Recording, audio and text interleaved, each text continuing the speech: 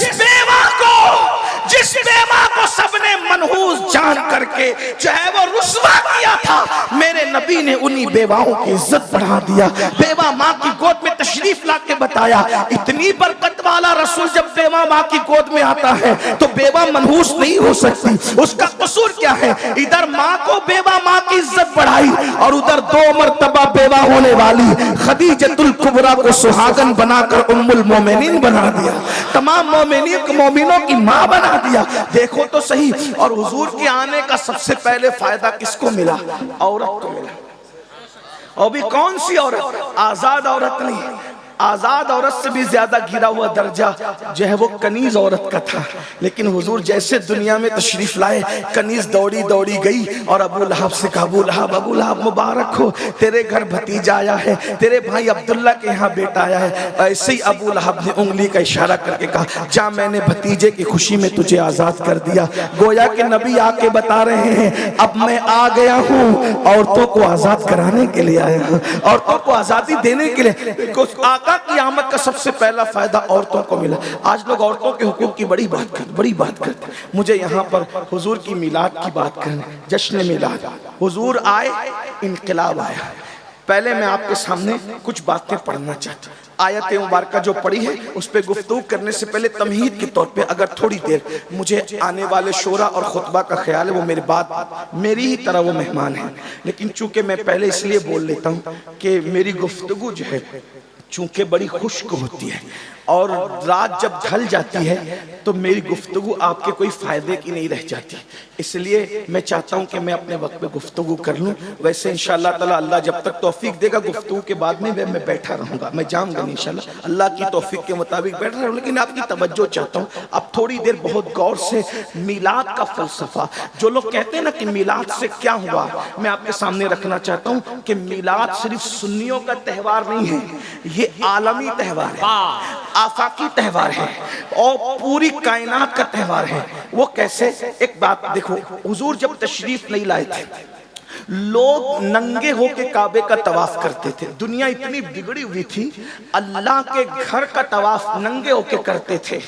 اللہ کے گھر پر کعبۃ اللہ پر 360 بت رکھے ہوئے تھے اور زنا کرنے کے لیے جب کوئی عورت نہ ملے تو وہ بکریوں سے اور جانوروں سے تک زنا کرتے تھے. اخلاقی گراوٹ کتنی تھی.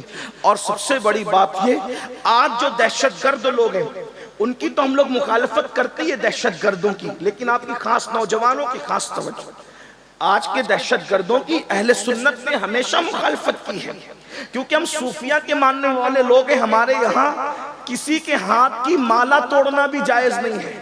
تو جب ہاتھ کی مالا توڑنا بھی جائز نہیں ہے، ارے مالا ٹوٹتی ہے تو موتی بکھرتے. آپ کی اگر توجہ میری طرف ہے تو ادھر سنیں بھئیہ، بات نہیں کریں توجہ اس طرح. حضور کا ذکر ہو رہا ہے، کوئی کسی کا ذکر نہ کرے، بس اب یار کا ذکر ہوگا بس، اور کسی کا ذکر نہیں. توجہ فرمائے، مالا ٹوٹتی ہے تو موتی بکھرتے ہیں، لیکن جب سر کسی کا الگ کیا جاتا ہے تو اس کا پورا خاندان بکھرتا ہے نا. تو ہمارے یہاں جب مالا توڑنے کی کسی کے ہاتھ کی اجازت نہیں ہے تو پھر کسی کا سر کاٹنے کی اجازت کیسے ہو سکتی ہے؟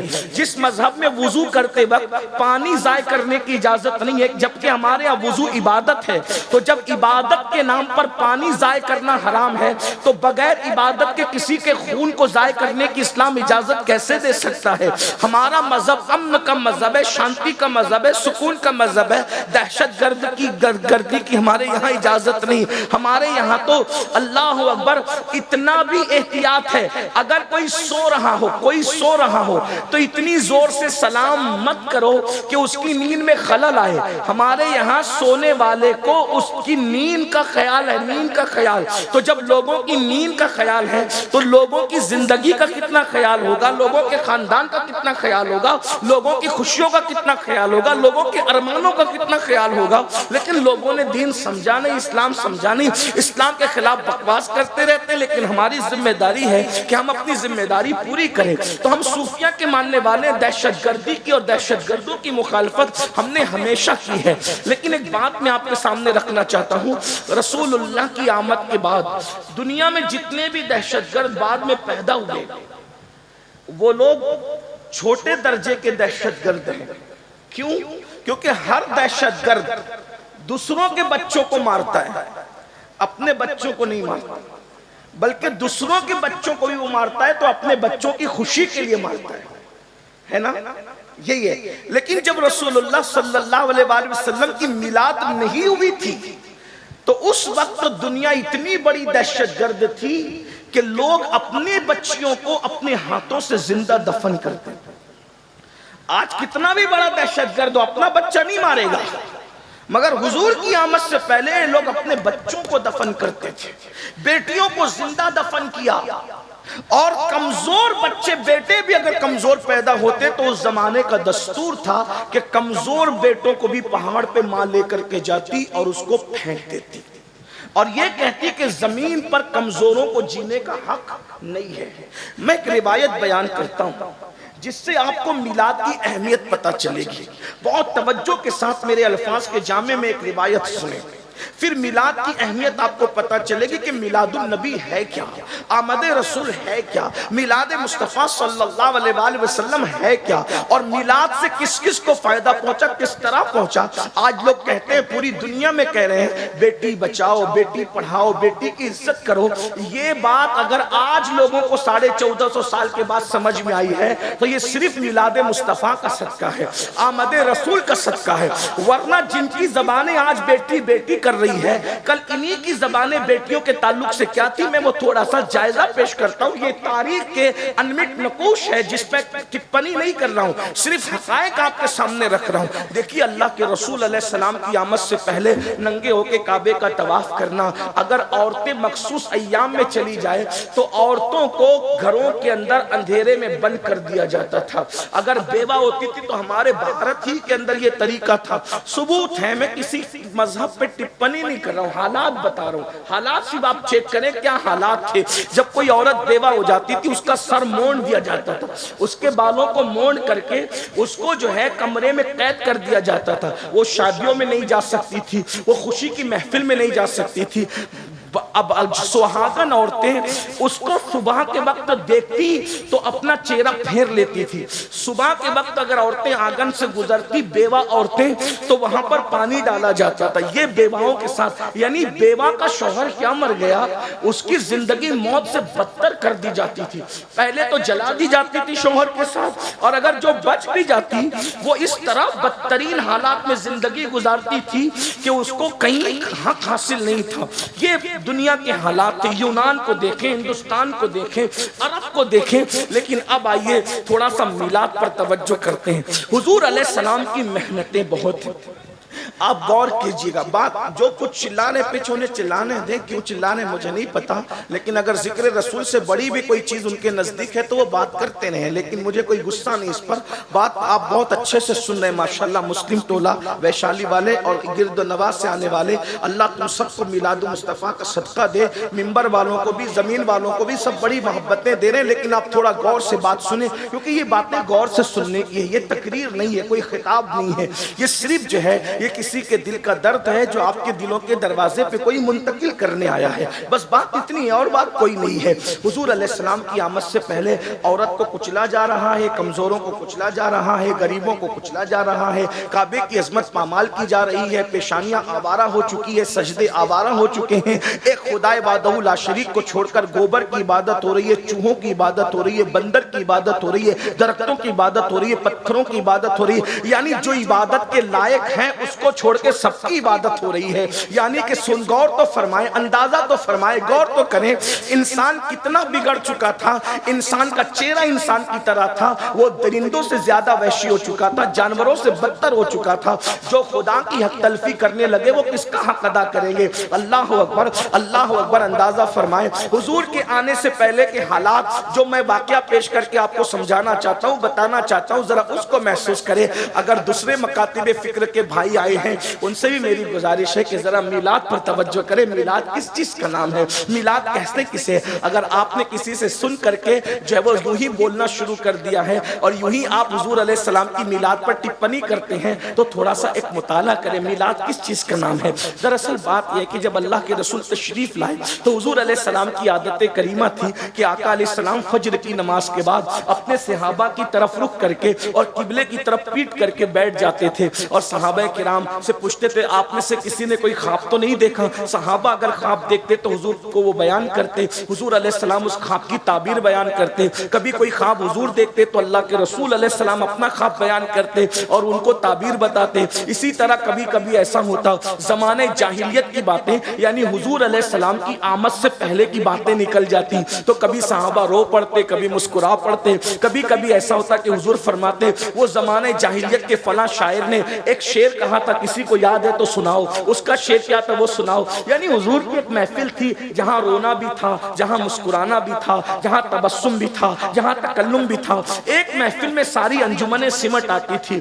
اب غور کریں، ایک دن ایسا ہوا فجر کی نماز کے بعد آمینہ کا لال، عبداللہ کا جگر پارا، ہم سب کے آقا و مولا مصطفیٰ کریم رؤوف الرحیم صلی اللہ علیہ وآلہ وسلم صحابہ کے جھرمٹ میں بیٹھے۔ ذرا تصور میں لائیے، گرد و نواح سے آنے والوں ذرا تصور میں لائیے، جب ان کا ذکر کرتے ہیں تو محفل اتنی اچھی لگتی ہے، اتنا نور برستا ہے، ایسی رحمتوں کی برسات ہوتی ہے۔ جب بذات خود وہ کسی محفل میں جلوگر ہوتے ہوں گے تو اس وقت محفل کا عالم کیا ہوتا ہوگا۔ ایک طرف صدیق باوفا ہے، ایک طرف فاروق ہے، فاروق اعظم ہے، ایک طرف عثمان ذو النورین ہے، ایک طرف حیدر کرار ہے، کہیں سعد ہے، کہیں سعید ہے، کہیں طلحہ ہے، کہیں زبیر ہے، کبھی ابو عبیدہ ہے، کہیں جو عبد الرحمن ابن عوف ہے، کہیں ابو ہریرہ ہے، کہیں خالد ابن ولید ہے۔ غرض کے صحابہ کے جھرمٹ میں آمینہ کا لال جلوگر ہے، آفتاب رسالت، مہتاب رسالت کی جلوگری ہے، اور حضور علیہ السلام کے اس محفل میں اچانک زمانہ جاہلیت کا ذکر نکل آتا ہے۔ ایک صحابی جنہوں نے جاہلیت کے دور میں بھی ایک طویل عمر گزاری تھی اور وہ ایمان کی دولت حاصل کر چکے تھے، انہوں نے عرض کی یا رسول اللہ آپ تشریف لے آئے نا، بڑا احسان کیا ہم پر، حضور آپ آ گئے نا، بڑا احسان کیا ہم پر، آپ آئے ہیں تو عالم میں بہار آئی ہے، آپ آئے ہیں زمانے میں بہار آئی ہے، حضور آپ نہ آئے تھے ہم تو جانوروں سے بدترین زندگی گزار رہے تھے، حضور آپ نہ آئے تھے ہم تو جانوروں سے بھی غیر گزری زندگی گزار رہے تھے، آقا آپ آ گئے، خدا کا شکر ہے، بہت احسان ہے۔ یعنی میلاد کا گویا کہ وہ جلسہ ہو رہا تھا، جلسہ میلاد کی الگ الگ انداز ہے، جیسے جیسے حالات بدلتے گئے انداز بدلتے گئے۔ اب اس سے بڑی میلاد کی محفل کیا ہوگی؟ صاحب میلاد خود موجود ہے، حضور کی آمد کا تذکرہ ہو رہا ہے، حضور علیہ السلام کی آمد پر شکر ادا کیا جا رہا ہے، اس سے بڑی میلاد کی محفل کیا ہوگی؟ اتنے میں وہی صحابی کہتے ہیں آقا اگر اجازت دیں تو میں لوگوں کو بتاؤں کہ جب آپ نہیں آئے تھے تو ہم کتنے خوخار تھے، ہم کتنے برے تھے، ہم کتنی برائی میں زندگی گزار رہے تھے، اور آپ آئے تو ہم کیسے بدل گئے۔ حضور نے فرمایا اجازت ہے، بتاؤ تم نے جاہلیت کا دور کیسے گزارا، کفر کا دور کیسے گزارا، میرے آنے سے پہلے کے حالات کیسے گزارے؟ تو اس صحابی نے کہا یا رسول اللہ حالات تو بڑے طویل ہے جو ہم نے گزارے ہیں، لیکن زندگی کا ایک واقعہ جو مجھے یاد آتا ہے میں آپ کو سناتا ہوں۔ اب وہ واقعہ وہ صحابی حضور کو سنا رہے ہیں، سب صحابہ سن رہے ہیں، اب میں ان کی آواز کو لا تو نہیں سکتا لیکن ان کے الفاظ کو اپنے الفاظ کے جامع میں نقل کرتا ہوں تاکہ میلاد کی اہمیت پتا چلے۔ وہ کہتے ہیں آقا میں وہ ظالم باپ ہوں، وہ ان کی اپنی بات ہے، ہم صحابی کو ایمان لانے کے بعد کبھی برے الفاظ سے یاد کرنا تو دور کی بات، کبھی اس کا تصور نہیں کر سکتے، لیکن صرف بیک گراؤنڈ سمجھ میں آ جائے، صحابی کے جذبات سمجھ میں آئے، آدمی اپنے بارے میں جو چاہے کہے، ہم نہیں کہہ سکتے، ہر صحابی تو ہمارا آقا ہے، ہمارا مولا ہے، ہزاروں غوث و قطب اور ابدال کسی صحابی کے قدموں کے مرتبے کو نہیں پہنچ سکتے، بس یہی بات ہے، اس لیے ہم ہر صحابی کا احترام کرتے ہیں، ان کے بارے میں ہلکی بات سوچنا، ہلکی بات کرنا ہمارا مسلک ہی نہیں ہے۔ جیسے ہم ہر نبی کی تعظیم کرتے ہیں، ہر صحابی کی تعظیم کرتے ہیں، ہر اہل بیت کی تعظیم کرتے ہیں، ہر ولی کی تعظیم کرتے ہیں، بھائیو ہمارا مسلک ہی مکمل ادب ہے، اہل سنت کا ہے بیڑا پار، اصحاب حضور نجم ہے اور ناؤ ہے، اطرت رسول اللہ کی۔ ہمارا تو حال یہ ہے کہ خدا نے دو ہاتھ ہمیں اس لیے عطا فرمائے ہیں، ایک ہاتھ میں صحابہ کا دامن ہے اور ایک ہاتھ میں اہل البیت کا دامن ہے، لیکن صرف وہ حالات سمجھ میں آ جائے، وہ اپنے بارے میں جو کہہ رہے ہیں اپنے الفاظ کے جامع میں، وہ کہتے ہیں آقا ہم اتنا ظلم کرتے تھے یا رسول اللہ، میں وہ باپ ہوں کہ جس نے اپنے ہاتھوں سے اپنی 4 بیٹیوں کو، ایک روایت کے مطابق 5 بیٹیوں کو، ایک روایت کے مطابق 7 بیٹیوں کو، بہرحال جو بھی ہے، لیکن میں یہاں 4 کا تذکرہ کر دوں یا رسول اللہ میں نے اپنے ہاتھوں سے اپنی 4 بیٹیوں کو زندہ دفن کیا ہے، تم بھی بیٹیوں کے बाप हो। अल्हम्दुलिल्लाह मेरे घर में भी सैयदा की 2 कनीज़ें मौजूद हैं। अल्लाह अल्लाह, अंदाजा करें बेटों से ज्यादा आज मुसलमानों को बेटियों से प्यार है। आइए मैं आपको बताऊं उसकी वजह क्या है। उसकी वजह सिर्फ मिलादुन नबी है। अगर माएँ और बहनें मेरी गुफ्तगू सुन रही हैं तो वो भी बड़ी तवज्जो से सुने। अरे ये टीवी चैनलों पे बैठकर इस्लाम के खिलाफ बकवास करने वालों के बहकावे में आने की जरूरत नहीं है। दुनिया ने तो तुम्हें क्या सलूक किया था, जरा तवज्जो से सुनो मेरी बहनों। वो सिर्फ आमिना का लाल है जिसने औरतों की इज्जत को बहाल किया है। वो सहाबी कहते हैं आका मैंने अपने हाथों से अपनी 4 बेटियों को जिंदा दफन किया है, लेकिन चौथी बेटी की दफन की दास्तानी कुछ और है। अल्लाह अकबर। अब मेरे अल्फाज के जामे में थोड़ी देर के लिए अल्लामा अरशदुल कादरी की तहरीरों का सहारा लेकर के थोड़ी देर सुन ले। वो कहते हैं आका 3 मरतबा बेटी के बाद बेटी, बेटी के बाद बेटी पैदा हुई। चौथी मरतबा मेरी बीवी मुराद से थी। मुझे बड़ी उम्मीद थी कि अब की मरतबा, चौथी मरतबा बेटा ही पैदा होगा। अब की मरतबा उम्मीद उम्मीद होती है, मोमिन हो या काफिर, अनपढ़ हो या जाहिल, इल्म वाला हो या बगैर इल्म वाला, उम्मीद तो उम्मीद होती है। अब की मरतबा बड़ी तमन्ना थी, आसार नजर आते हैं, अल्लाह ने खुशी दिखाई है, अब की बार बेटा होगा। मैं बहुत उम्मीद में था। ऐसे में मुझे इंतजार था कि मेरी उम्मीदें यकीन में तब्दील होगी, मेरे घर के आंगन में फूल, खुशियों के फूल मुस्कुराएंगे। मैं इसी इंतजार में था।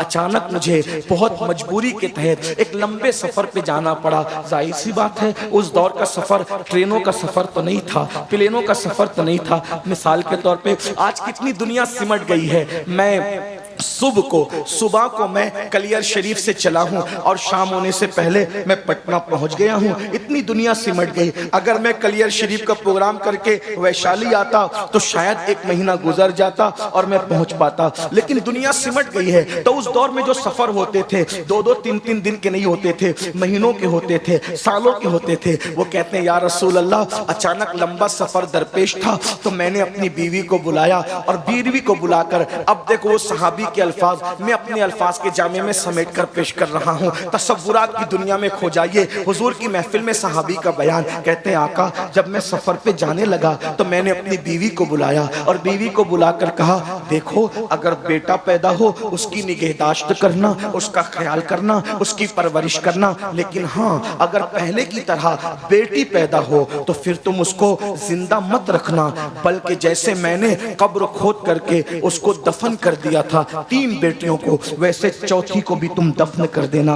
गोया के एक बाप अपनी बीवी को अपनी बेटी के हवाले से ये वसीयत कर रहा था सफर पर जाने से पहले पहले कि जब तेरे यहाँ बेटी पैदा हो तो तू ममता का इजहार न करना, ममता का इजहार न करना, बल्कि नागिन बन करके उसको डस लेना। अल्लाह अकबर। अंदाजा फरमाए बेटी का ये हाल था, बेटी के बारे में तसव्वुरात थे। और उसके बाद फिर मैं सफर पे चला गया और जब बहुत तवील अरसे के बाद मैं सफर से वापस आया तो मैंने अपनी बीवी से सबसे पहला सवाल ये किया, बताओ जो अमानत मैं तुम्हारे पेट में छोड़ करके गया था उस अमानत के बारे में तुम क्या कहती हो। मेरी बीवी ने मुझसे झूठ बोला और उसने कहा मेरे सरताज मुर्दा बच्ची पैदा हुई थी, मैंने फेंक दिया, बात आई गई हो गई, अब मैं अपनी नॉर्मल जिंदगी गुजारने लगा। एक दिन ऐसा हुआ या रसूल अल्लाह जो घर आने का मेरा टाइम था उसके अलावा यानी उस टाइम के अलावा जल्दी से मैं घर आया तो मैंने क्या देखा कि मेरे घर के आंगन में मेरी बीवी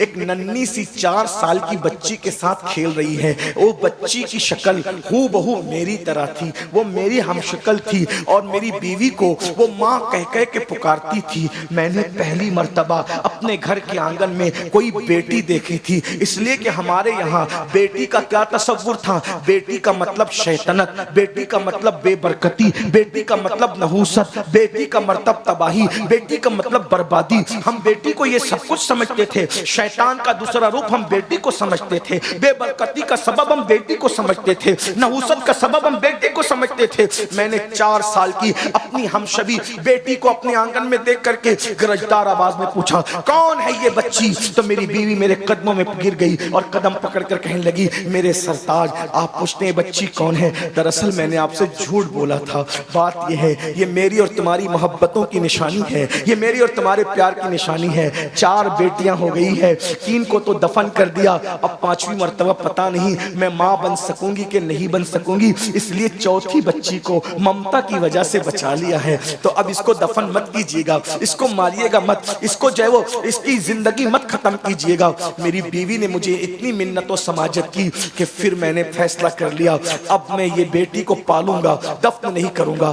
لیکن ماحول معاشرہ اتنا ظالم تھا کہ ہم بیٹی کو برداشت نہیں کر سکتے تھے، اس لیے کہ بیٹی بڑی ہوگی، شادی ہوگی، کوئی داماد بنے گا، وہ ہمیں دبائے گا، اس لیے ہم بیٹیوں کو دفن برداشت نہیں کر سکتے تھے۔ میں نے بیوی کو کہا ٹھیک ہے، میں وعدہ کرتا ہوں ہم اسے پالیں گے۔ اور پھر اس کے بعد بیٹی، میری بیٹی، میں نے اس کے ساتھ محبت کی ایکٹنگ شروع کی، محبت کا ایک گویا کے دوہرا معیار اور گویا کے ظاہری طور پہ محبت میں نے شروع کی۔ مگر بیٹی کی خصوصیت یہ ہوتی ہے کہ بیٹی ماں سے زیادہ، سب سے زیادہ اگر کسی سے پیار کرتی ہے تو وہ اپنے باپ سے پیار کرتی ہے۔ میری بیٹی جب سوتی تھی تو میری باہوں میں سوتی تھی، میرے بغیر وہ رہتی نہیں تھی، وہ مجھے ابا کہہ کے پکارتی تھی تو بہت پیار کا سمندر اس کے اندر ٹھاٹھے مارتا تھا، لیکن مجھے وہ بری لگتی تھی۔ میں انتظار میں تھا کہ کبھی موقع ملے تو میں اس نحوست کو، اس بے برکتی کو زندہ دفن کر دوں گا۔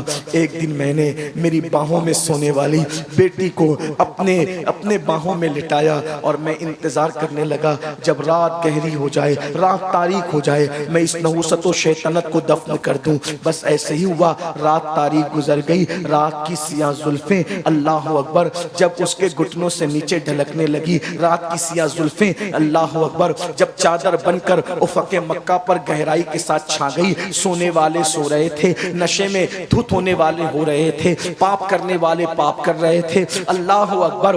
اس بتوں کی گندگی اور نحوست سے کعبۃ اللہ شریف کی عظمت کو تار تار کرنے کی کوشش کی گئی تھی، لیکن قدسیان فلک رات کے آخری حصے میں کعبۃ اللہ کے طواف کے لیے نازل ہو رہے تھے، سارے مکے کے دروازے بند تھے۔ اچانک ایک دروازہ اس رات کی گہرائی میں کھلتا ہے اور ایک باپ سونے والی بیٹی کو اپنے ہاتھ میں لے کر کے خاموشی کے ساتھ باہر نکلتا ہے، بیوی کی آنکھوں سے بچا کر، اس کی نیند کا فائدہ اٹھا کر۔ غور کریں، ایک باپ کے ہاتھ میں ایک 4 ساڑھے 4 سال کی بچی ہے اور وہ لے کر کے باہر نکلتا ہے۔ جیسے ہی وہ اپنی بیٹی کو لے کر باہر نکلتا ہے، سوچئے اس طرح سے تو آج بھی کئی باپ لے کر کے باہر نکلتے ہیں، لیکن حضور کی میلاد کے پہلے کے باپ کے اس طرح نکلنے میں اور آج کے باپ کے اس طرح نکلنے میں آپ نے کوئی فرق محسوس کیا ہے؟ فرق یہ ہے، کسی بھی مذہب کا باپ ہو، کسی بھی مسلک کا باپ ہو، آج جب بیٹی کو ایسے لے کر کے نکلتا ہے تو یقیناً اس کی بیٹی بیمار ہوتی ہے اور وہ دواخانے کی طرف دوڑتا ہے اور کہتا ہے ڈاکٹر میری پوری پونجی لے لے مگر میری بچی کو بچا لے۔ یہ میلاد کے باپ کے، میلاد کے بعد کے جذبات ہے، ہر مسلک کا باپ، ہر مذہب کا باپ۔ اور اس سے پہلے ایک باپ نکل رہا ہے ہاتھ میں بیٹی کو لے کے تو زندہ دفن کرنے کے لیے، اور اس کے بعد وہ باپ کہتا ہے یا رسول اللہ، جب میں جلدی جلدی چلنے لگا تو میرا پیر ایک پتھر سے ٹکرایا، میں زمین پہ گر گیا، جب زمین پہ گرا ہوں تو میری بچی دور گری ہے، میں گرا ہوں، لیکن میں اس بچی کی نیند اس ٹھوکر کی وجہ سے زمین پہ گرنے سے کھل گئی۔ میں اٹھا، جلدی سے میں نے اٹھا، سنبھلا، اور اس سے پہلے کہ میری بیوی کو خبر ہو اور وہ دوڑتی ہوئی آئے اس بچی کو بچا لے، میں نے بچی کو اٹھایا تو بچی جاگ چکی تھی۔ وہ رو کر کہتی تھی بابا تمہیں کہیں چوٹ تو نہیں آئی؟ بابا تمہیں کہیں، بیٹی تو بیٹی تھی نا، بابا تمہیں کہیں چوٹ تو نہیں آئی؟ اللہ اکبر، آقا اس کے اس معصومانہ جملے پر بھی میرا دل نہیں پگھلا۔ میں نے کہا چلو، اس بچی نے کہا آپ مجھے اندھیرے میں کہاں لے جا رہے ہیں؟ میں نے کہا چلو۔ جب وہ چلنے کے لیے تیار نہ ہوئی اور اس نے اپنی ماں کو پکارا تو یا رسول اللہ میں نے اس کو گھسیٹنا شروع کیا، پہلے ہاتھ پکڑ کے گھسیٹا، جب اس نے کہا میں نہیں آؤں گی، امی کہاں ہے، اندھیرے میں مجھے ڈر لگتا ہے، بابا آپ مجھے کہاں لے جا رہے ہیں؟ یا رسول اللہ شیطان مجھ پر اتنا غالب تھا کہ جب ہاتھ پکڑ کر میری بیٹی میرے ساتھ چلنے کے لیے تیار نہ ہوئی تو اس وقت میں نے اس کے بالوں کو پکڑا اور بالوں کے ذریعے سے گھسیٹ کر کے میں اس کو وہاں لے جانے لگا۔ مکے کے لوگ جہاں اپنی بچیوں کو زندہ دفن کرتے تھے، یا رسول اللہ وہ مجھ سے بار بار کہتی تھی بابا مجھ سے قصور کیا ہوا ہے، مجھ سے غلطی کیا ہوئی ہے، آخر محبت نفرتوں میں کیوں بدل گئی ہے؟ وہ باہوں میں سلانے والا باپ बाप आखिर मुझे लेकर कहां जा रहा है? या रसूल अल्लाह, मैंने कहा जालिम, तेरा बाप तुझसे कभी प्यार नहीं करता था, तूने मुझे बाप माना था, लेकिन मैंने तुझे कभी बेटी नहीं माना था। बिलाखिर या रसूल अल्लाह, अल मुख्तसर घसीटते हुए मैं वहां ले गया जहां काबतुल्लाह के सामने आज भी एक कब्रिस्तान है। हज को जाओ, उम्रा को जाओ तो जाओ और जा करके नन्ही नन्ही कब्रों को देखकर अंदाजा करो कि मिलाद के पहले के हालात क्या थे। मिलाद को समझते क्या हो जालिमो? अल्लाह अकबर, अल्लाह अकबर। मैं वहां लेकर के पहुंचा और जल्दी जल्दी से मैं गड़ा खोदने लगा ताकि शैतानत को, नहूसत को, बेबरकती को, बेटी को दफन कर दूं। जैसे मैं कब्र खोद रहा था और मेरे कपड़ों पे मिट्टी लग रही थी, मेरी बच्ची रोती जाती थी और कहती थी, बाबा आपके कपड़े गंदे हो रहे हैं, और अपने हाथों से मेरे बदन पे लगने वाली मिट्टी को साफ कर रही थी। या रसूल अल्लाह, वो मेरे कपड़ों पर मिट्टी का दाग देखना नहीं चाहती थी, लेकिन मैं उसके खून से हमेशा के लिए अपनी रूह को उसके खून के धब्बों से रंगीन करने जा रहा था। बिलाखिर मैंने कब्र खोदी और कब्र खोद करके उस बच्ची ने कहा, बाबा आप क्या करेंगे? मैंने उसको उठाया और उस गड्ढे के अंदर फेंक दिया। फेंकने के बाद मैंने चाहा जल्दी जल्दी से जिंदा दफन कर दूं। अल्लाह अकबर।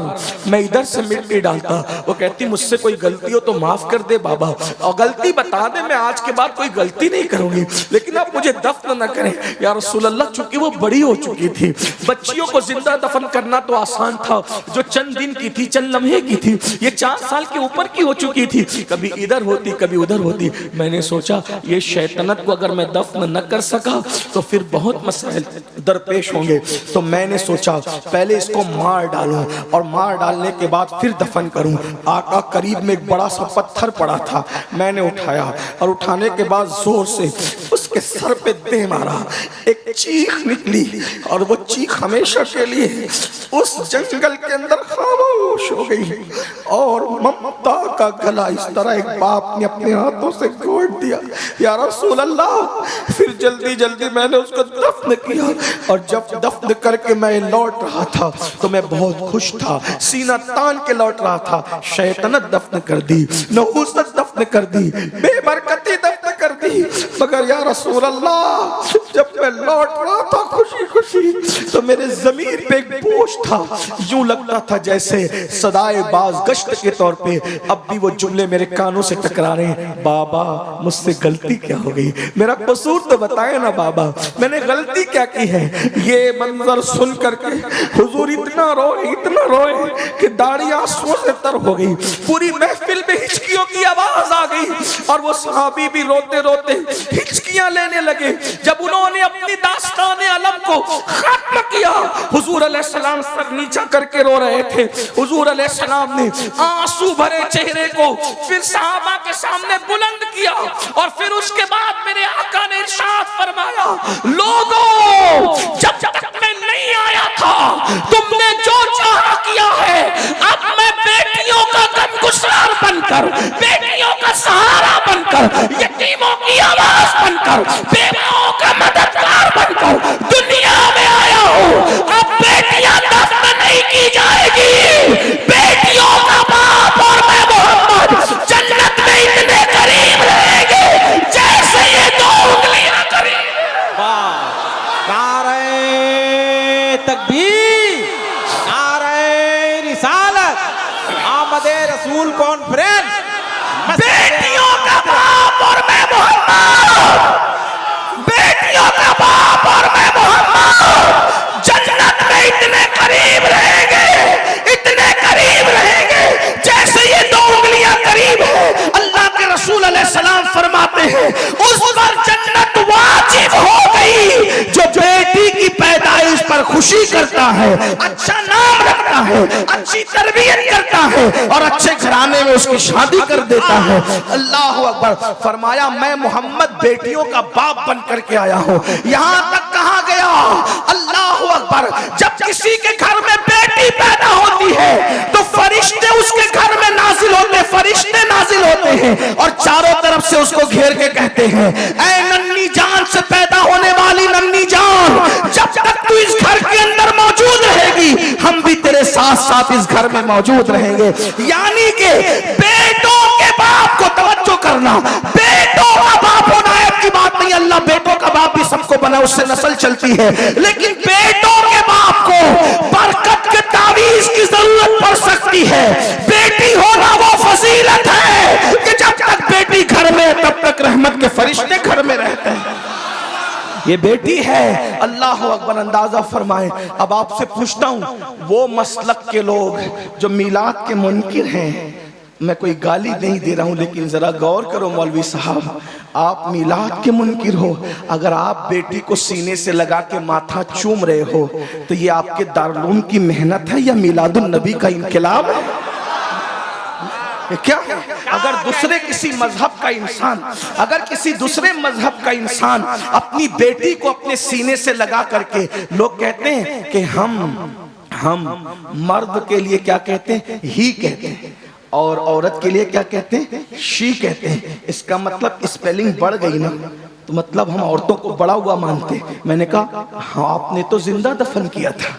یہ ہی اور شی میں اگر آپ ایک لفظ بڑھا کر عورت کی عزت کا اظہار کرتے ہیں تو یہ صرف آمنہ کے لال کی آمد کا صدقہ ہے, میلاد النبی کا صدقہ ہے. آج جو بیٹیاں پوری دنیا میں جا کے تحقیق کر لو, مشرق سے لے کے مغرب تک, اگر آج بیٹی جل نہیں رہی ہے, اگر آج بیٹی دفن نہیں ہو رہی ہے, اگر آج بیٹی کی ذلت نہیں ہے, اگر آج بیٹیاں عزت پا رہی ہے, اس کا ایک ہی سبب ہے, میلاد مصطفیٰ صلی اللہ علیہ وسلم. میلاد مصطفیٰ صلی اللہ علیہ وسلم, یہ میلاد کی محفل ہے, یہ میلاد کی برکت ہے. بیٹیوں کو عزت ملی, میلاد کی برکت ہے. بیواؤں کو عزت ملی, میلاد کی برکت ہے. یتیموں کو عزت ملی. میرے آقا علیہ السلام کے پیارے دیوانوں, حضور کیوں تشریف لائے؟ حضور کے آنے سے پہلے حالات یہ تھے, حضور پیغمبر انقلاب بن کر آئے.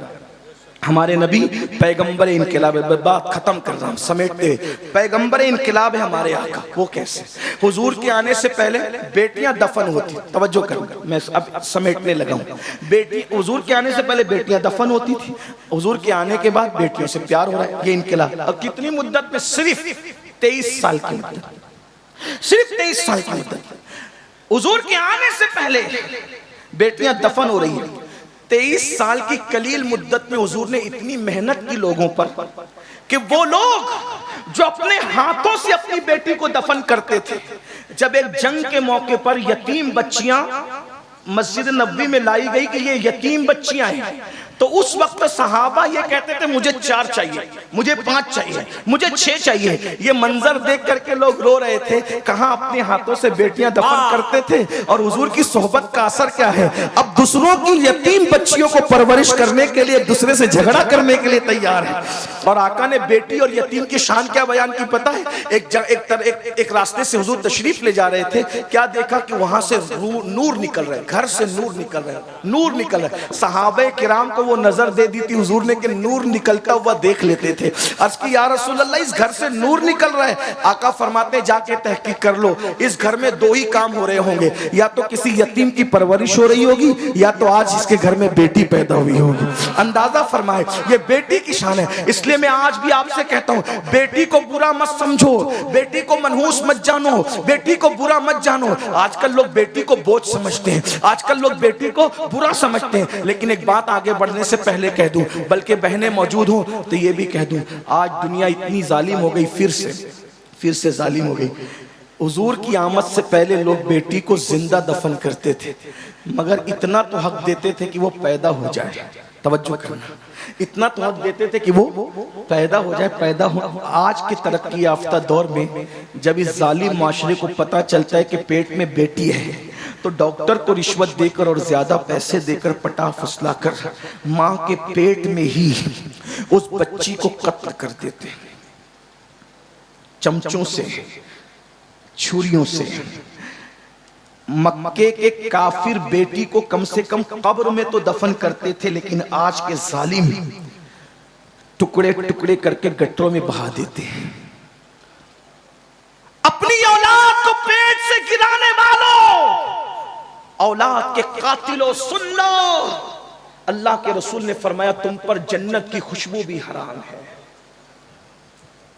جو ماں کے پیٹ سے بچوں کو گراتے ہیں غربت کے خوف سے, جہیز کے خوف سے, شادی کی مہنگائی کی بنیاد پر, آقا ارشاد فرماتے ہیں کہ یہ بچے جن کو ماں کے پیٹ سے گرایا جا رہا ہے, قیامت کے دن بغیر سر کے اٹھیں گے اور اللہ کی عدالت میں عرض کریں گے مولا ان ماں باپ سے ظالم سے پوچھ کہ ہم نے کیا غلطی کی تھی جس کی سزا دی گئی کہ ہمیں دنیا میں آنے سے پہلے قتل کر دیا گیا.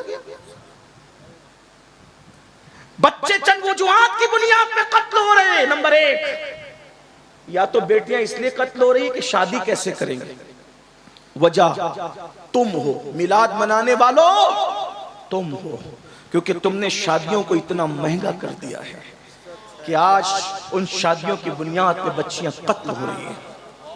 ان کے قتل کے ذمہ دار تم ہو.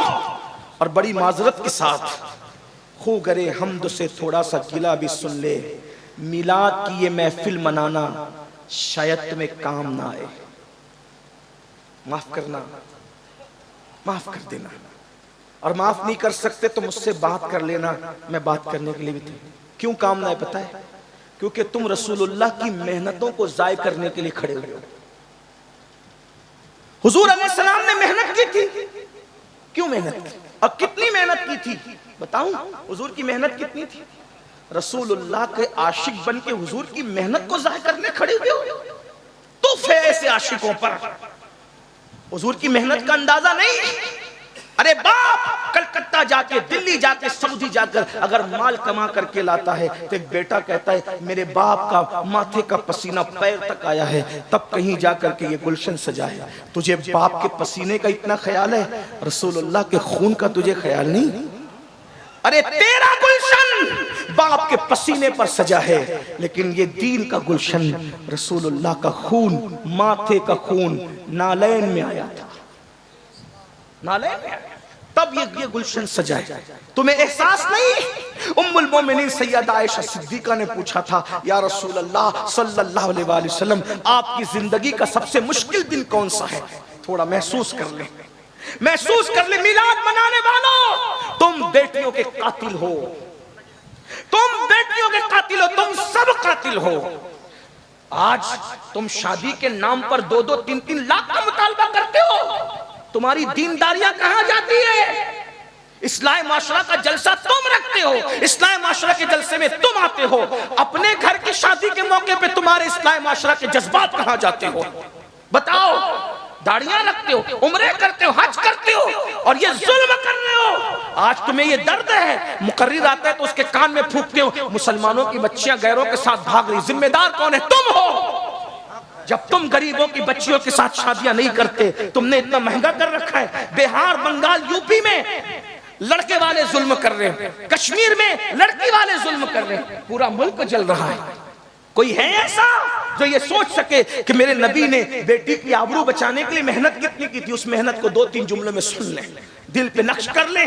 ام المومنین سیدہ عائشہ پاک نے پوچھا آقا آپ کی زندگی کا سب سے مشکل ترین دن کون سا ہے؟ پھر خود ہی کہنے لگی، چونکہ حضور سے بہت قریب تھی اور حضور کی بارگاہ میں جس کو کہتے ہیں نا کہ کسی کا اتنا فری ہو جانا کہ انسان منہ لگ جاتا ہے. حضور بہت پیار کرتے تھے ان سے. ان کے بستر پہ قرآن نازل ہوتا تھا. وہ جو چاہتی تھی سوال کر لیتی تھی تو کہتی تھی سب سے مشکل دن آپ کی زندگی کا کون سا تھا؟ پھر خود ہی اسٹیٹمنٹ دے دیا احد کا دن مشکل تھا نا آپ کے لیے، جس دن آپ کے دندان شہید ہو گئے تھے، گھوڑے سے آپ کو زمین پہ ڈال دیا گیا تھا، گھٹنے پھٹ گئے تھے، پورا جسم لہو لہان تھا. حضور خود نہیں چلتے تھے، صحابہ اٹھا کر کے پہاڑ پہ لے گئے تھے، پورے جسم سے لہو رس رہا تھا.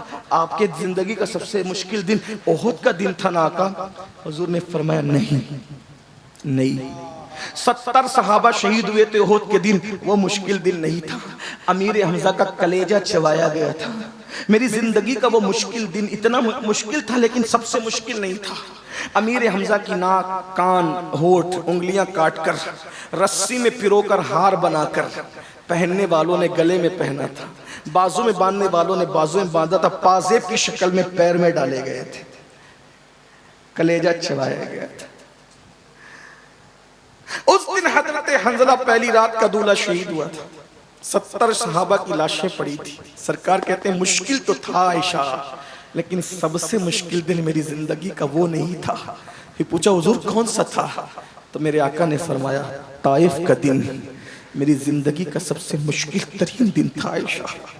عرض کی حضور اس کا کیا داستان ہے؟ فرمایا عائشہ جب مکے والوں نے میری بات نہیں سنی تو میں طائف گیا. 15 دن، 1 مہینہ یا 40 دن تک 3 روایتیں ملتی ہیں. میں وہاں رہا، میں نے وہاں کے لوگوں کو سمجھایا انہوں نے نہیں مانا بلکہ انہوں نے گالیاں دی، پیٹ کے پیچھے چھوکرے لگا دیے، وہ چلاتے تھے پاگل پاگل پاگل، اور آگے دو قطار لگا کر کے کھڑے تھے، ان کے ہاتھوں میں پتھر تھے، میں جیسے گزرتا تو مجھ پہ پتھر برسا۔ آج ہم لوگ جب تقریر کرنے جاتے ہیں، نعت پڑھنے جاتے ہیں، دین کی خدمت کرنے جاتے ہیں، تو یہ احساس تڑپاتا ہے، غلاموں کے لیے پھول برس رہے، بلکہ غلام بھی نہیں، ڈائریکٹ غلام در غلام در غلام در غلام، بلکہ ان کے در کے سگانے بے ہنر، ان پہ پھول برس رہے ہیں، نذرانے دیے جا رہے، اچھے سے اچھا کھانا کھلایا جا رہا ہے، اور اس کے بعد جب نکلتے تو ہاتھ جوڑ کے میزبان کہتا ہے حضرت کوئی غلطی ہو تو معاف کر دیں۔ یہ ہم لوگوں کے لیے جبکہ ہم دین کی خدمت نہیں کر پا رہے، لیکن اپنے رسول کے لیے کیا ہوا مسلمانوں، میری قوم کے جوانوں کیا ہوا؟ آقا فرماتے دو قطار لگا کر کے وہ کھڑے تھے اور مجھ پہ پتھر مار رہے تھے، پتھر سر سے لے کر کے پیر تک مارتے تھے، لیکن خاص طور پہ عائشہ وہ میری پنڈلیوں پہ پتھر مارتے تھے، نالین خون سے بھر گئی تھی، نالین خون سے بھر، مجھ سے کھڑا نہیں رہ جاتا تھا، میں بیٹھ جاتا تھا۔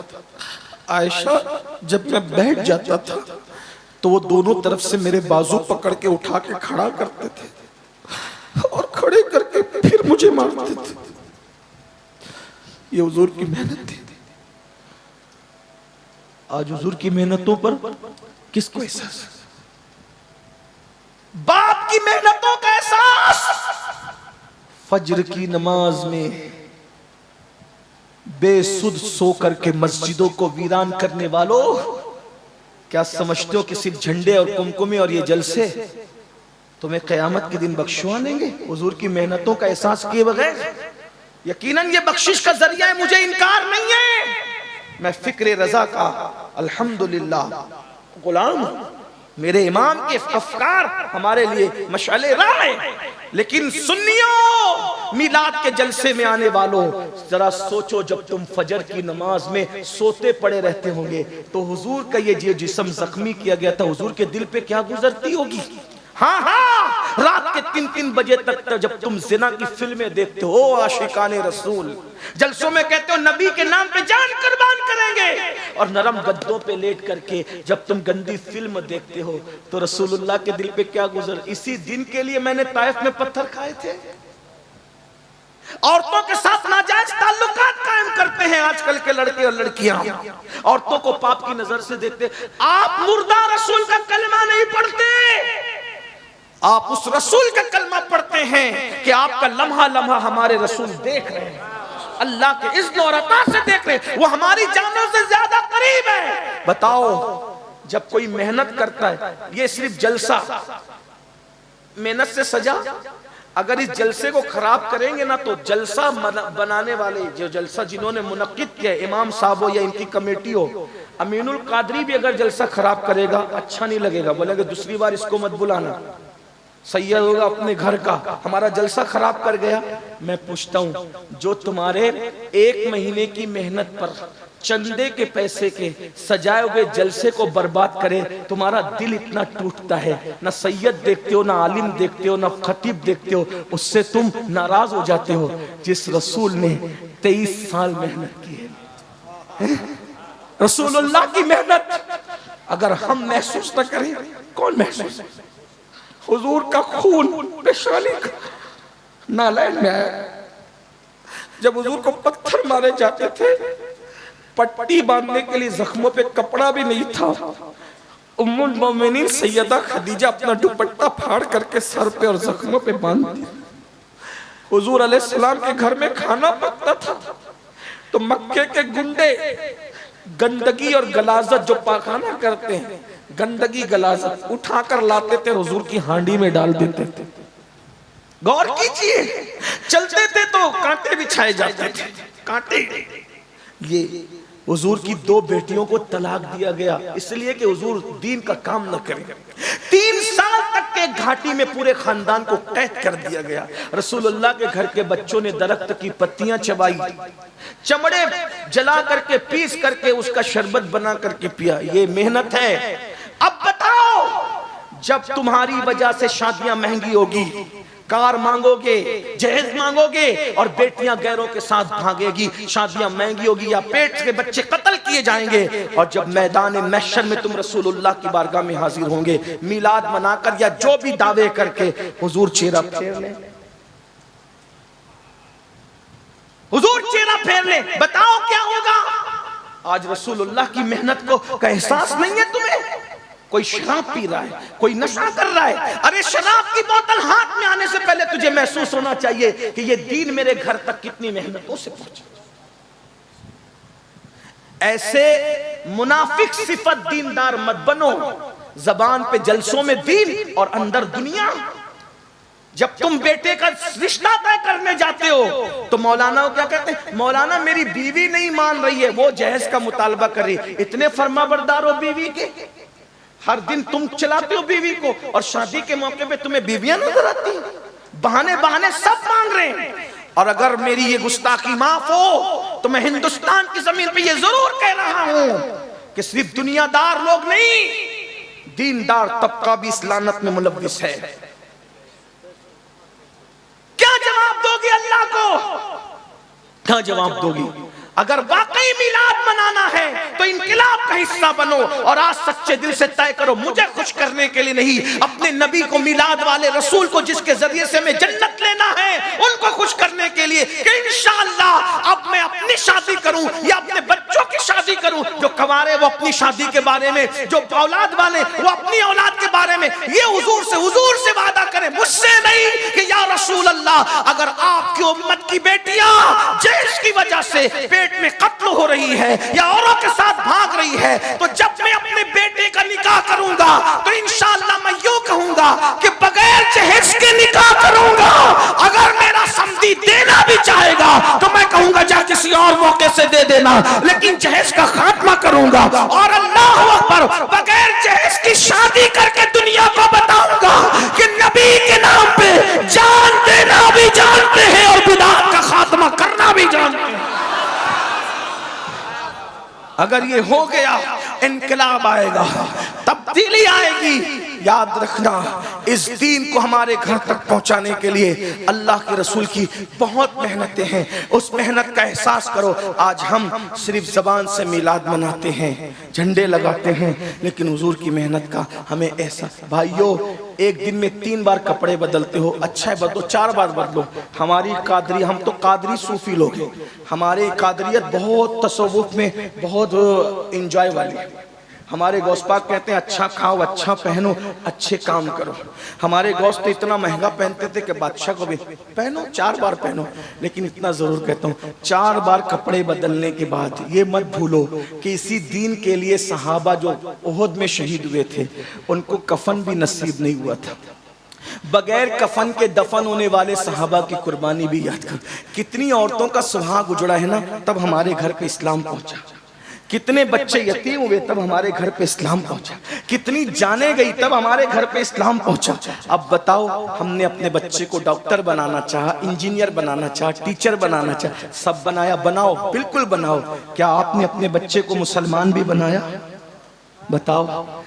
ٹیوشن کے لیے جگاتے ہو، اسکول جانے کے لیے صبح 5 بجے جگاتے ہو، کبھی اپنے بچوں کو نماز کے لیے بھی جگایا؟ بہت معذرت کے ساتھ، جو رسول کہیں کہ نماز میری آنکھوں کی ٹھنڈک ہے، نماز پڑھتے ہو؟ نہیں۔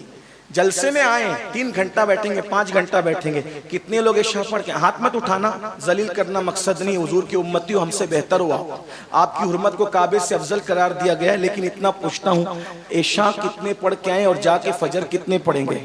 بہت معذرت کے ساتھ عرض کروں، جو جلسہ کرتے ہیں نا وہ بھی اللہ ماشاءاللہ نماز نہیں پڑھتے۔ جلسے کی مصروفیت میں یہ مغرب بھی چھوڑتے ہیں، عصر بھی چھوڑتے ہیں، عشاء بھی چھوڑتے ہیں۔ کروڑوں جلسے ایک پلڑے میں رکھا جائے اور ایک سجدہ فرض ایک پلڑے میں رکھا جائے، کروڑوں جلسے اس سجدے کا بدل نہیں ہو سکتے۔ آپ کیا سوچ رہے ہو نماز چھوڑ دوں گا میلاد کے ذریعے بخش دیا جاؤں؟ بھائیو ہمارے یہاں میلاد فرض نہیں ہے، علماء موجود ہیں، نفل ہے، مستحب ہے زیادہ سے زیادہ، حضور سے محبت کا اظہار ہے، میں منع نہیں کر رہا ہوں، الحمدللہ میلاد پر میری تقریریں موجود ہیں۔ ہم کہتے ہیں جو میلاد منانے سے منع کرتے ہیں ان کے دل سیاہ ہو گئے، ہم ان سے مقابلہ کر رہے ہیں، لیکن آپ سے کہتا ہوں میلاد مناؤ گے نفل مستحب کر کے اور فجر چھوڑ دو گے، نمازیں چھوڑ دو گے، پھر سوچو کہ حضور بخشوا لیں گے۔ دیکھو حضور تو کسی کو بھی بخشوا سکتے ہیں، ان کی شان ہے، ایک میں کیا میرے عصیاں کی حقیقت کتنی، مجھ سے 100 لاکھ کو کافی ہے اشارہ تیرا۔ لیکن یہ بھی سن لو وہ جس کو چاہے بخشوا سکتے ہیں، وہ مختار کل ہے، نبی مختار کل ہے، جس کو جو چاہے عطا کر دے، یہ میرا عقیدہ ہے۔ اگر وہ چاہے تو کروڑوں کو اشاروں میں بخش دیا جائے، مگر انہوں نے ہی فرمایا جس نے جان بوجھ کر نماز چھوڑ دی قیامت کے دن اس کے ساتھ میرا کوئی وعدہ نہیں ہے، میں محمد اس سے بیزار ہوں، وہ میرے ذمے سے باہر ہو گیا ہے۔ کہاں گئی نماز؟ نماز کہاں گئی؟ جس دن میلاد کا جلوس نکالتے اس دن بھی فجر نہیں پڑھتے۔ حضور کے دل پہ کیا گزرتی، اللہ کے رسول کے دل پہ کیا گزرتی ہوگی؟ پھر کہتا ہوں منافق نہ بنو، اگر عاشق بن رہے ہو سچے بنو۔ ایک حدیث سن لو، بات پوری کرتا ہوں۔ قوت القلوب میں شیخ ابو طالب مکی رحمت اللہ علیہ ایک حدیث لکھتے ہیں، میں کہوں گا تو مجرم ہوں گا، لوگ مجھ سے ناراض بھی ہوتے ہیں کیونکہ میں ایسی بات کرتا ہوں۔ کچھ لوگ تو یہ کہتے ہیں کہ پتہ نہیں یہ سنی ہے بھی کہ نہیں ہے۔ میں نے کہا اگر قرآن حدیث بیان کرنا مشکوک کرتا ہے آپ جو چاہے ٹائٹل دے دے، الحمدللہ میں 41 پشتوں کا پشتینی سنی ہوں، کنورٹڈ سنی نہیں ہوں، ہاں الحمدللہ 41 پشتوں کا سنی ہوں، اور جس میں سیدہ فاطمہ اور مولائے کائنات ہمارے شجرے میں نسب کے اعتبار سے سب سے اوپر ہیں، الحمدللہ الحمدللہ۔ لیکن ایک بات آپ سے کہوں، حقیقت اگر میری بات واقعی سنیت سے ٹکراتی ہے تو آپ میری اصلاح کریں، مجھ سے بات کریں، اور اگر میں واقعی سنیت کی بات کر رہا ہوں، سیدی اعلیٰ حضرت فتاوی رضویہ شریف میں مسلک نقل کرتے ہوئے لکھتے ہیں کہ مولا علی نے بے نمازی پہ کفر کا فتویٰ دیا، سیدنا فاروق اعظم نے بے نمازی پہ کفر کا فتویٰ دیا۔ آپ سے پوچھتا ہوں کہ آپ کے نزدیک مولا کائنات اور سیدنا فاروق اعظم کا فتویٰ اسی طرح نظر انداز کرنے کے قابل ہے؟ اگرچہ ہم حنفی ہونے کے اعتبار سے ہمارے اعلیٰ حضرت نے بتایا ہمیں اور ہمارے امام نے بتایا کہ ہم بے نمازی کو ڈائریکٹ کافر نہیں کہتے، فاسق کہتے ہیں، ہمارا عقیدہ یہ نہیں ہے، اس لیے کہ جو حدیثوں میں آیا ہے اس کی تعویل ہمارے امام اعظم نے کی ہے۔ لیکن ایک بات آپ سے کہتا ہوں، مولا کائنات نے فتویٰ دیا بے نمازی کافر، فاروق اعظم اگر اللہ نہ کرے 1000 بار نہ کرے، اگر آپ سے پوچھتا ہوں امام اعظم کے قول کی بجائے مولا کائنات کے قول پر قیامت کے دن فیصلہ ہوا تو کہاں جاؤ گے؟ کہاں جاؤ گے؟ میں افضل و تفضیل کی بھی بات نہیں کر رہا ہوں، امام اعظم بہرحال غلام ہے، لیکن آپ بتائیں تو صحیح، من ترک الصلاۃ متعمدا فقد کفر کا لفظی ترجمہ کیا جائے تو کیا ترجمہ کر؟ یہ متعمدا فقد، یہ فقد کہاں جا رہا ہے؟ فقد یہ تو احناف کی کشادہ قلبی ہے کہ فقد کا لفظی ترجمہ نہیں کرتے، بلکہ اس کا جو ہے وہ عرفی اور اصطلاحی ترجمہ کر کے اس کی معنویت کو بیان کر دیتے ہیں۔ لیکن اگر یہ فقد کا ترجمہ ہو جائے نا تو پھر تمہاری آنکھیں کھل گئی۔ آپ کیا سمجھتے ہو؟ ہم قادری ہیں، ہم چشتی نقشبندی سروردی رضوی برکاتی وارسی ہے مداری۔ میں نے کہا بھیا سب بنو، سب سر آنکھوں پر، پہلے مسلمان تو بن جاؤ۔ جو مسلمان رسول اللہ بنانے کے لیے آئے تھے، صحابہ کہتے ہیں ہم رسول اللہ کے دور میں مومن اور کافر میں فرق کرتے تھے۔ کس وجہ سے؟ حدیث نہ ہو میں غلامی لکھنے کے لیے تیار ہوں، میں غلامی لکھنے کے لیے تیار ہوں، میری ذمہ داری ہے۔ صحابہ کہتے ہیں مومن اور کافر میں فرق کرتے تھے، کس بنیاد پر؟ صرف نماز کی بنیاد پر۔ جو نماز پڑھتا تھا ہم اس کو مومن سمجھتے تھے، جو نماز نہیں پڑھتا تھا ہم اس کو کافر سمجھتے۔ یہ رسول اللہ کے دور کا یہ پہچان تھی، یہ پہچان تھی رسول اللہ کے دور میں۔ مومن بتاؤ صحابہ کے نزدیک اپنا ایمان ثابت نہیں کر سکتے، غوث پاک کے نزدیک اپنا ایمان ثابت نہیں، جاؤ گے کہاں؟ ڈر نہیں لگتا؟ جو مال اور جو دولت قبر میں نہیں لے کر کے جاؤ گے، اس کے لیے 12 14 گھنٹے محنت کرتے ہو، اور جو نماز قبر کے اندر ساتھ جائے گی اس کے لیے 10 منٹ نہیں نکال سکتے؟ صرف 10 منٹ کا ٹائم لگتا ہے ایک وقت کی نماز کے لیے. میں کہتا ہوں جنت کے لیے نہ پڑھو، کم سے کم سچے سنی بننے کے لیے تو نماز پڑھ لو. نماز میں حضور علیہ السلام کی آنکھوں کی ٹھنڈک ہے، ٹھنڈک.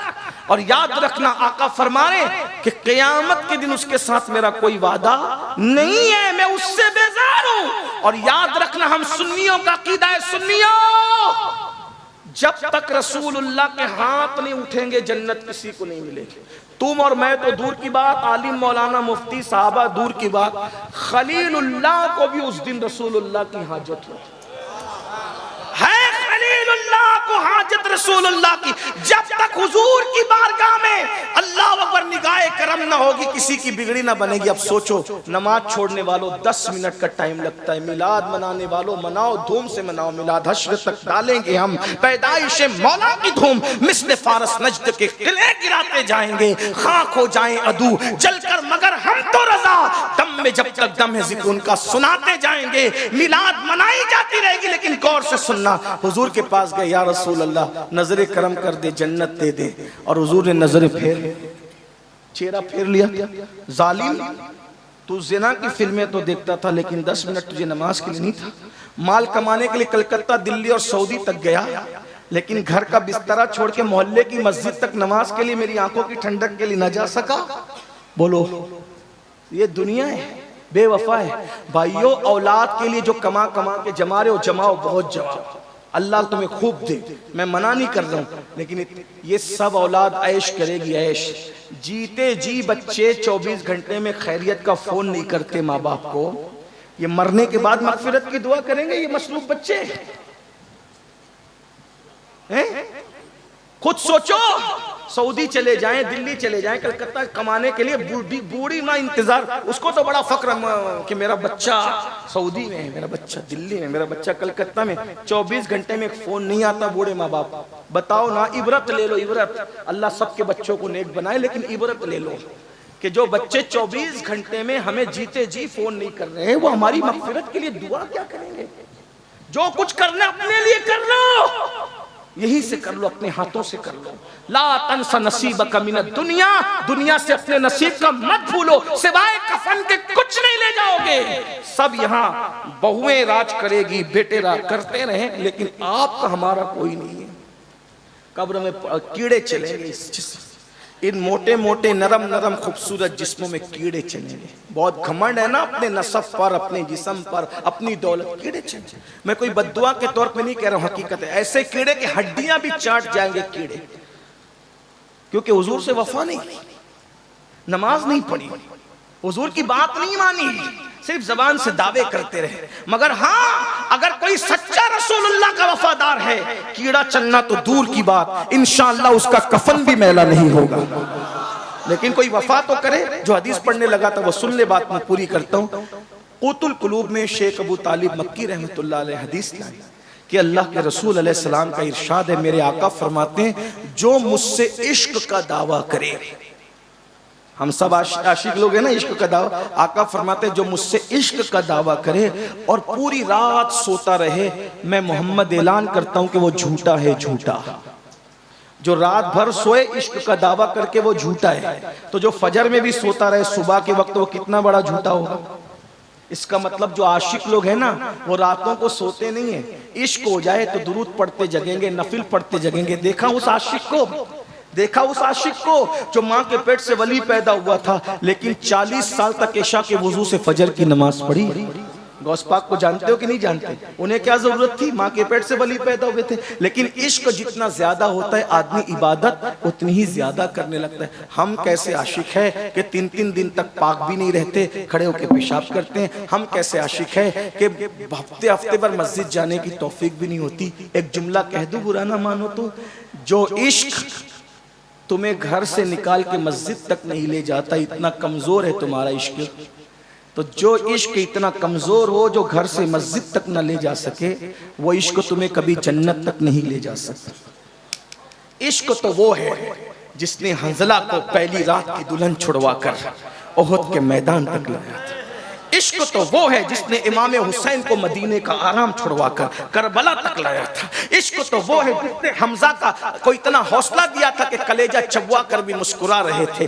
عشق یہ ہے. یہ عشق والے مزے لے رہے ہوں گے اور ہم جیسے جو صرف دعویٰ کر رہے ہیں دعوے میں رہ جائیں گے. دعا کرو اللہ میں سچا عاشق بنائے. عہد کرو. بولو کرتے ہو عہد؟ آج سے نماز چھوٹے گی؟ بولو آج سے نماز چھوٹے گی نہیں. کتنے لوگ اللہ کے رسول کو گواہ بنانے کے لیے ہاتھ اٹھا کر وعدہ کرتے ہیں انشاءاللہ 5 وقت کی پڑھیں گے؟ حضور کے نام پہ بتاؤ کتنے ہاتھ اٹھاتے ہیں؟ ہاں ماشاءاللہ اٹھا کے رکھیں حضور گواہ ہو جائے. ذرا ہم بھی تو دیکھیں. ہم دیکھیں نہ دیکھیں لیکن مدینے کی سرکار دیکھ رہے ہیں. اٹھائیں. بولو وعدہ کرتے ہو؟ اے اللہ وعدہ کرنا تیرے محبوب کے نام پہ ان کا کام ہے. اس وعدے کی لاج رکھنا تیرے کرم پر ہے. اللہ سب کو نواز. دوسرا تھوڑا مشکل وعدہ. کتنے وہ غیر شادی شدہ لڑکے ہیں جو وعدہ کرتے ہیں کہ بغیر جہیز کے شادی کروں گا؟ ہائے ہائے ہاں سبحان. اٹھا کے رکھیں. یہ میلاد انقلاب کا نام ہے. لیکن بولو ابا کے کہنے پر تو پھر مجبور نہیں ہو جاؤ گے. ماں باپ کی وہی بات ماننا جو شریعت کے مطابق ہو اور جو شریعت کے خلاف وہ ہاتھ جوڑ کے کہنا کہ آپ کہہ رہے ہیں لے, نبی کہہ رہے ہیں مت لے. میں باپ کی نہیں اس وقت رسول پاک کی مانوں گا. ان سے لڑنا بھی مت, ان کو جھڑکنا بھی مت, مگر قدم پکڑ کے کہہ دینا کہ آج آپ کی نہیں آج حضور کی مانیں گے کیونکہ حضور حضور ہے. ارے جب باپ چھوڑ کے قیامت میں بھاگے گا تو اس وقت آمینہ کلال کہے گا نا ادھر ادھر ادھر ادھر. میرے امام کہتے ہیں ماں جب اکلوتے کو چھوڑے آ کہہ کے بلاتے یہ ہیں. باپ جہاں بیٹے سے بھاگے لطف وہاں فرماتے یہ ہیں. بندے کو مرکز میں تھپک کر میٹھی نیند سلاتے یہ ہیں. ٹھنڈا ٹھنڈا پینا میٹھا میٹھا, ٹھنڈا ٹھنڈا میٹھا میٹھا پیتے ہمیں پلاتے یہ ہیں. قصر دنا تک کس کی رسائی جاتے یہ ہیں آتے یہ جاتے یہ ہیں آتے یہ. قید و رضا سے خوش ہو خوش رہے مزدہ رضا کا سناتے یہ ہیں. ابھی جوانوں نے ہاتھ اٹھائے, ذرا اٹھائیں تو ایک بار. ہائے بھولیں گے تو نہیں. جو غیر شادی شدہ ممبر پر ہے ذرا ان کی بھی ذمہ داری ہے. ان میں سے کون وعدہ کرتا ہے ذرا اٹھائیں. ممبر والے بھی حضور کی امت سے الگ نہیں ہیں. تھوڑا گستاخی معاف کر دیں. سب شادی کچھ ہے غیر شادی شدہ. اچھا اب شادی شدہ لوگوں کا امتحان ہے. اپنے بچوں کی پوتوں کی جب شادی کریں گے تو کتنے ایسے لوگ ہیں جو حضور کی امت کی بیٹیوں کی آبرو بچانے کے لیے بغیر جہیز کے شادی کریں گے؟ اچھا اٹھا کے رکھیں. یہی بات ہے. اللہ سب کو سلامت رکھے, خوش رکھے, آباد رکھے. میلاد کا جشن ہوتا رہے. نثار تیری چہل پہل پر ہزاروں عید ربیع الاول سوائے ابلیس کے جہاں میں سبھی تو خوشیاں منا رہے ہیں. اللہ ہم سب کو توفیق دے. گفتگو کے درمیان اگر کوئی غلطی ہو تو اللہ تعالیٰ معاف کر دے. استغفر اللہ ربی من کل ذنب واتوب الیہ. ایک گزارش, جانا نہیں. اگر حاجت ہے تو الگ بات ہے, لیکن اگر حاجت نہیں ہے تو جانا نہیں. کیونکہ ابھی آپ کے سامنے ہمارے عزیز شاعر اسلام دلبر شاہی صاحب اور بھی حمزہ صاحب کو ہی نہیں اور بھی جو شعراء ہیں ان کو سنے پھر جائیں. مجھے بھی جب تک توفیق ہوگی میں بیٹھا رہوں گا, آپ بھی بیٹھے رہیں. اگر حاجت ہے تو حاجت سے فارغ ان کی الگ بات ہے. چلے آج ناظم صاحب کی ذمہ داری دلبر بھائی کے لیے میں پوری کرتا ہوں. دلبر بھائی کو نعرہ لگائیں عاشق رسول کے. نعرہ تکبیر, نعرہ رسالت, مداحان رسول. ایک بات بتاؤں, میں نبی کی نعت پڑھنے والوں سے بہت پیار کرتا ہوں. اس کی وجہ بتاؤں, جب حضور کی بارگاہ میں حسان نعت پڑھتے تھے نا تو حضور خود زمین پہ بیٹھتے تھے اور حسان کو منبر پہ کھڑا کرتے. ہاں لیکن بس میں اتنا چاہتا ہوں کہ میرے جو نعت خواں لوگ ہیں نا وہ نعت پڑھنے کے لیے جب جلسے میں آئے نا تو نذرانہ طے کیے بغیر آیا کریں, تو یہ اچھی بات ہوگی. حالانکہ مجھے امید ہے کہ یہ جن کے بارے میں ذکر کر رہا ہوں یہ ایسے لوگ نہیں ہیں. یہ ایسے لوگ, میرا حسن ظن ہے, ایسے لوگ نہیں ہیں انشاءاللہ. لیکن آپ سے بھی کہتا ہوں آپ ان کو اتنا دے دیا کریں کہ ان کو مانگنے کی ضرورت نہ پڑے, اور یہ لوگ بغیر مانگے آیا کریں. اس لیے کہ میں کہتا ہوں اور حضور کا ذکر کرے, کوئی ہمیں دے نہ دے یار, ہمارا کوئی دے گا کیا دے گا, چندے کے پیسے سے کس کی اوقات کیا ہے. ہمارا نبی مالک کل ہے, ایک نظر اٹھا دیں گے تو دینے والا بنا دیں گے, نسلوں کو نواز دیں گے. آتا آتا ہے فقیروں پہ انہیں پیار کچھ ایسا, خود بھیک دے اور خود کہے منگتا کا بھلا ہو, اور کیوں اپنی گلی میں وہ روادار صدا ہو جو بھیک لیے راہ گدا دیکھ رہا ہو. مجھ سے لوگ فون کر کے پوچھتے ہیں تاریخ لیتے وقت حضرت فیس کیا ہوگی, نذرانہ کیا ہوگا, کتنا طے کریں گے. میں نے کہا لوگوں کو برا لگتا ہے, مجھے معاف کریں, میں معافی اس لیے بار بار مانگتا رہتا ہوں کہ دل نہ ٹوٹے, لیکن حق بولنا بھی ضروری ہے. میں کہتا ہوں نچنیوں کی راتیں طے ہوتی ہے, عاشقوں کی راتیں طے نہیں ہوا کرتی. ارے کون دیتا ہے, دینے کو منہ چاہیے, دینے والا ہے سچا ہمارا. دلبر صاحب کو سن لیں, میں بھی سنتا ہوں. السلام.